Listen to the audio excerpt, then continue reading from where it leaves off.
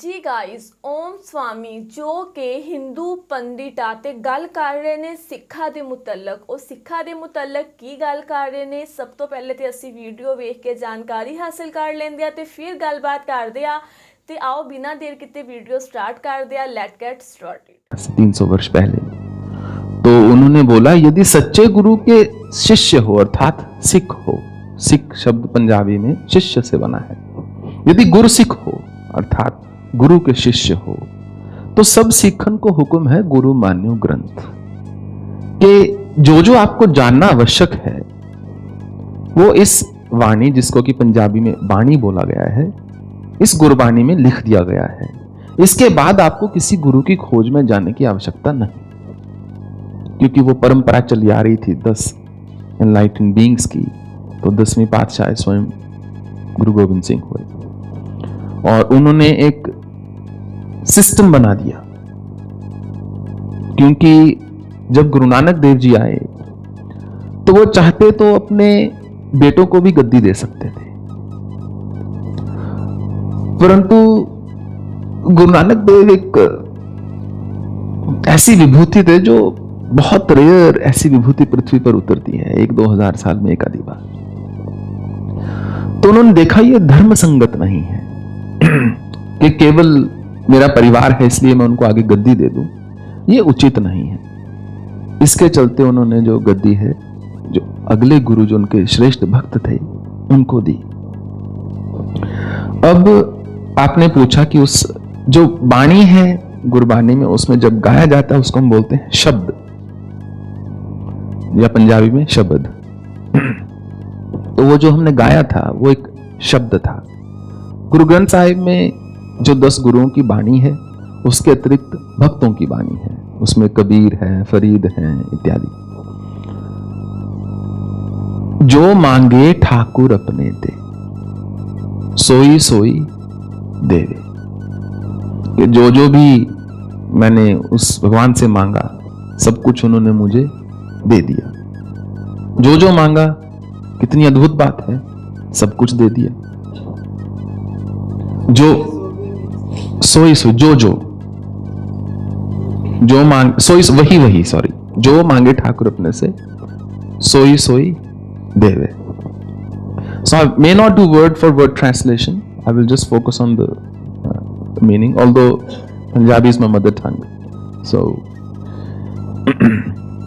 जो मांगे ठाकुर अपने ते सोई सोई दे, जो मांगा वही वही दे दिया। नानक दास मुख ते जो बोले, इहा उहा सच होवे। अरे देखो नानक, कितनी अद्भुत बात है, कितनी विचित्र बात है, विलक्षण बात है कि जो बोला, गुरु नानक के मुख से जो निकला, या भाव में किसी भक्त ने जो बोला, नानक दास मुख ते जो बोले, इहा उहा सच हो गए। वो सब चाहे यहां चाहे वहां कहीं ना कहीं सच हो ही गया। कभी सोते हुए कल्पना की थी कि अपनी छत हो, वो हो गई। अपना परिवार हो गया। अपने रोजी रोटी हो गई। जो मांगा, आपकी भक्ति हो गई। क्योंकि सिख धर्म जो है, जो अगर पंथ, जो खालसा पंथ की स्थापना की, उसके 4 स्तंभ हैं। पहला है सेवा। वो बोलते हैं बिना सेवा के भक्ति किसी काम की नहीं।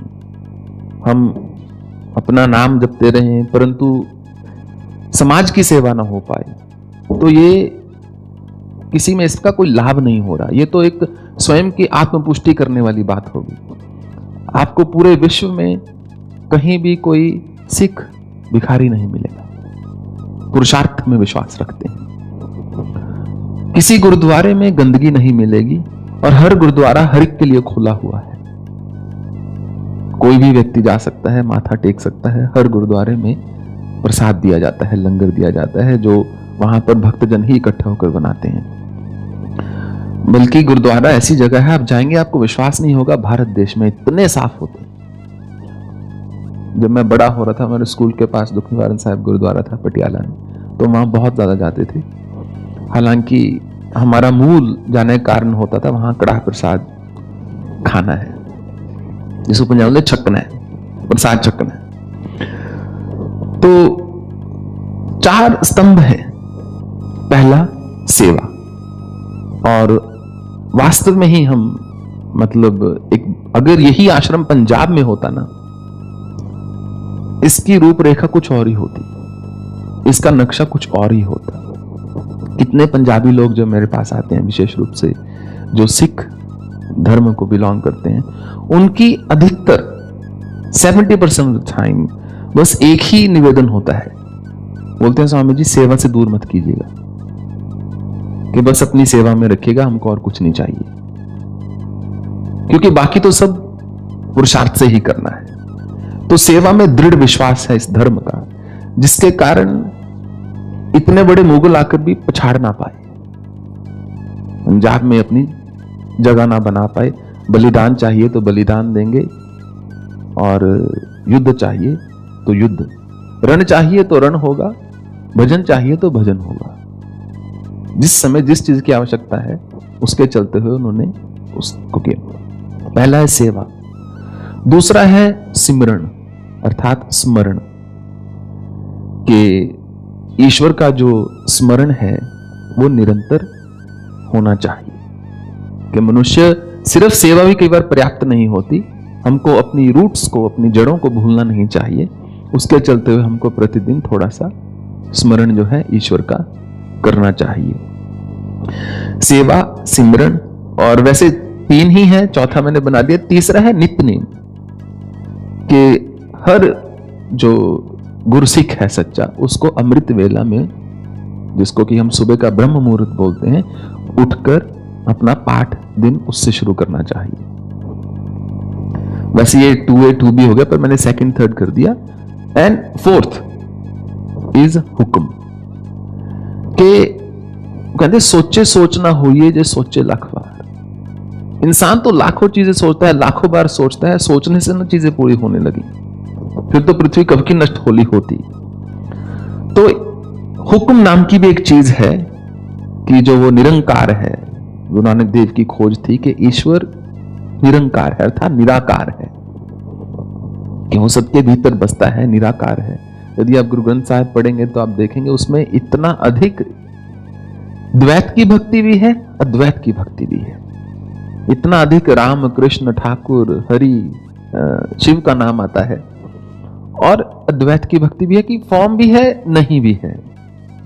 परंतु गुरु नानक देव जब नदी में उतर गए थे और जब वापिस आए कुछ दिनों के बाद, जब वो निकले, सबने सोचा कि कहां गए। वो बहुत प्रिय थे, सब उनसे बहुत प्रेम करते थे रावलपिंडी में। तो सबने कहा, अरे हमारे दिल के टुकड़े थे नानक, हमारी जान थे, जिनके चरणों को देखकर हम अपना दिन बिताते थे, दिन आरंभ करते। कहां चले गए गुरु नानक, कहां चले गए ऐसे गुरु नानक।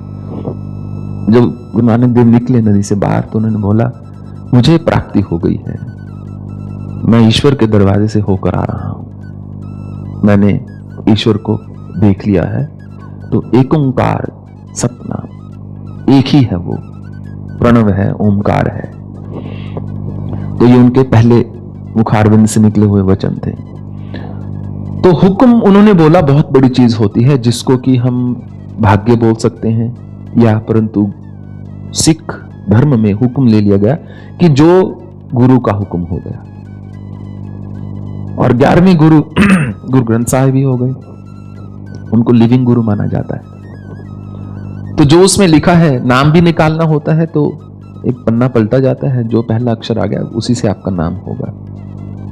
जन्म भी है तो उसी गुरु ग्रंथ साहिब की बानी में से पढ़ा जाएगा।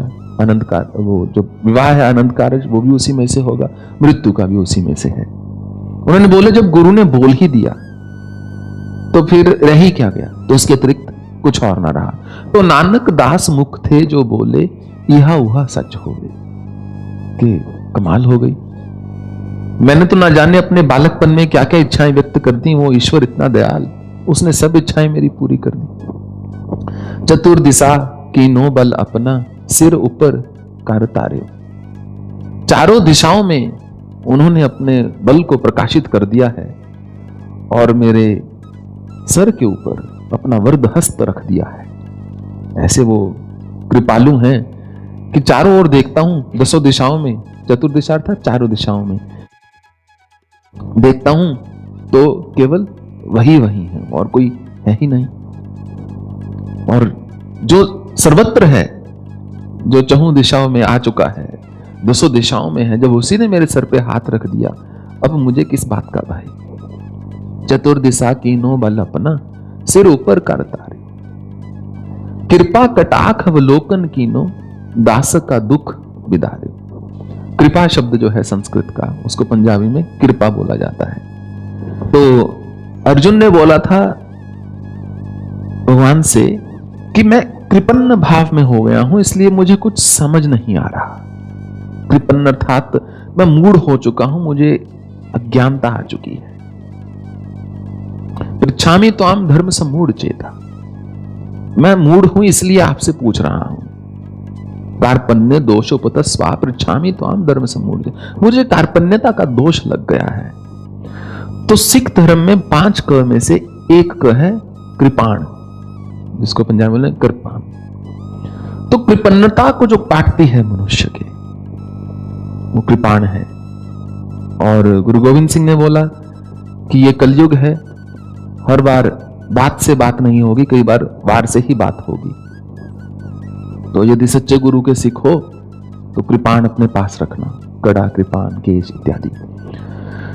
तो जो कृपा का पात्र है और जो कृपाण रखता है वो गुरु सिख हो गया। वो तो कृपा कटाक्ष अर्थात मर्सीफुल ग्लैंस, आपकी कृपा भरी दृष्टि ऐसी हुई, कृपा कटाक्ष अवलोकन कीनो, दास का दुख बिदार्यो। मुझ जैसे दास का सारा दुख आपने नष्ट कर दिया, सारा दुख संभाल लिया, सारा दुख अपने ऊपर ले लिया, सारा दुख जो है खत्म कर दिया। इतनी आपने मुझ पर कृपा की। कृपा कटाक्ष अवलोकन कीनो, दास का दुख बिदार्यो। फिर है हरजन राखे गुरु गोविंद, राखे गुरु गोविंद के हरि के जो जन हैं, जो ईश्वर के भक्त हैं, वो तो मेरे गोविंद समान, या तो गोविंद साक्षात इष्ट, या मेरे गुरु जो स्वयं गोविंद है, राखे गुरु गोविंद कि वही उनका ध्यान रख सकते हैं। मनुष्य का ध्यान ज्यादा नहीं रख सकता। बलवान ही कमजोर को आश्रय दे सकता है, कमजोर को क्या आश्रय देगा। वो तो अगर जंगल में शेर आ जाए, 2 कमजोर व्यक्ति हो, किसी के पास शस्त्र ना हो, अस्त्र ना हो, वो दूसरे को ये नहीं बोलेगा तुम रुको मैं तुम्हें बचाता हूं, वो सबसे पहले खुद पेड़ पर चढ़ेगा। तो बलवान ही कमजोर को बचा सकता है, और जिसको प्रकृति बल देती है उसका यह धर्म बनता है कि वो जो क्षीण है उसको आश्रय दे। उसी से प्रकृति आगे चल रही है, उसी से हम बोलते हैं आश्रम जो है आश्रय का स्थान है।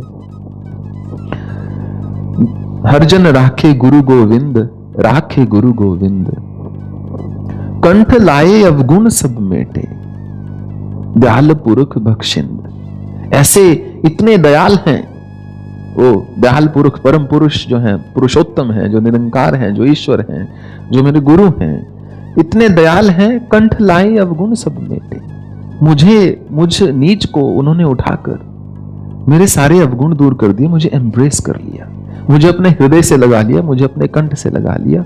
कंठ लाए अवगुण सब मेटे, दयाल पुरुष बख्शिंद, क्योंकि वो दयाल पुरुष हैं, कृपा करना उनका स्वभाव है, दया करना, करुणा दिखाना उनका स्वभाव है।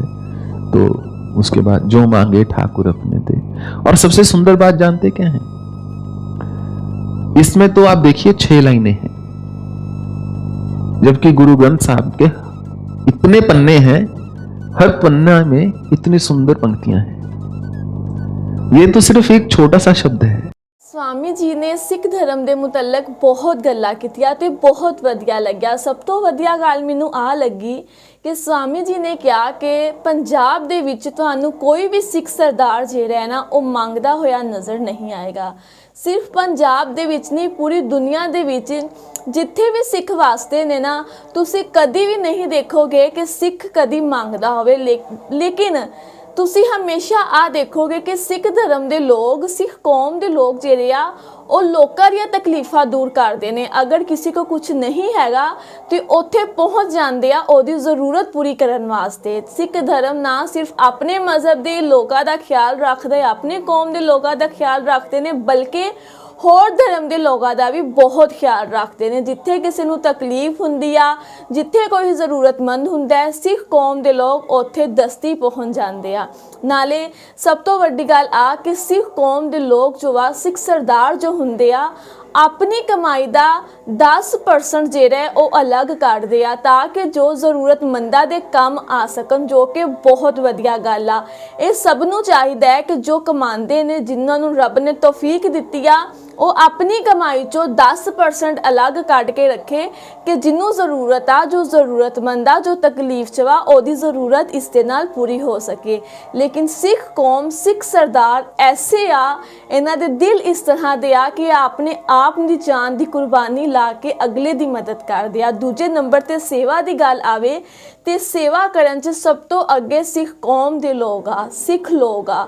ਤੇ ਮੇਰਾ ਇਹਨਾਂ ਸਿੱਖਾਂ ਸਰਦਾਰਾਂ ਨੂੰ ਸਲੂਟ ਆ, ਤਾਂ ਹੀ ਕਰਕੇ ਅੱਜ ਇਹਨਾਂ ਸਿੱਖਾਂ ਦੀ ਨਾ ਸਿਰਫ ਹਿੰਦੂ ਧਰਮ ਦੇ ਲੋਕ, ਮੁਸਲਿਮ ਧਰਮ ਦੇ ਲੋਕ, ਬਲਕਿ ਪੂਰੀ ਦੁਨੀਆ ਦੇ ਲੋਕ ਜਿਹੜੇ ਆ ਉਹ ਸਿੱਖਾਂ ਦੀ ਤਾਰੀਫ ਕਰਦੇ ਆ। ਇਨਸਾਨੀਅਤ ਦੀ ਮਿਸਾਲ ਸਿੱਖਾਂ ਨੇ ਕਾਇਮ ਕੀਤੀ ਹੋਈ ਆ। ਯਕੀਨ ਮੰਨੋ, ਤੁਸੀਂ ਦੇਖੋ ਕਿ ਜੋ ਭੁੱਖਾ ਹੈ, ਜੋ 2 ਟਾਈਮ ਦੀ ਰੋਟੀ ਨਹੀਂ ਖਾ ਸਕਦਾ, ਸਿੱਖਾਂ ਨੇ ਕੀ ਆ ਕਿ ਗੁਰਦੁਆਰੇ ਦੇ ਵਿੱਚ 24 ਘੰਟੇ ਸਾਡੇ ਗੁਰੂਆਂ ਦੇ ਲੰਗਰ ਚਲਾਏ ਹੋਏ ਆ ਤੇ ਸਾਡੇ ਸਿੱਖ ਉਸ ਰੂਲ ਨੂੰ ਫੋਲੋ ਕਰਦੇ ਆ ਰਹੇ ਆ ਤੇ ਉਹ ਲੰਗਰ ਅੱਜ ਤੱਕ ਬੰਦ ਨਹੀਂ ਹੋਇਆ।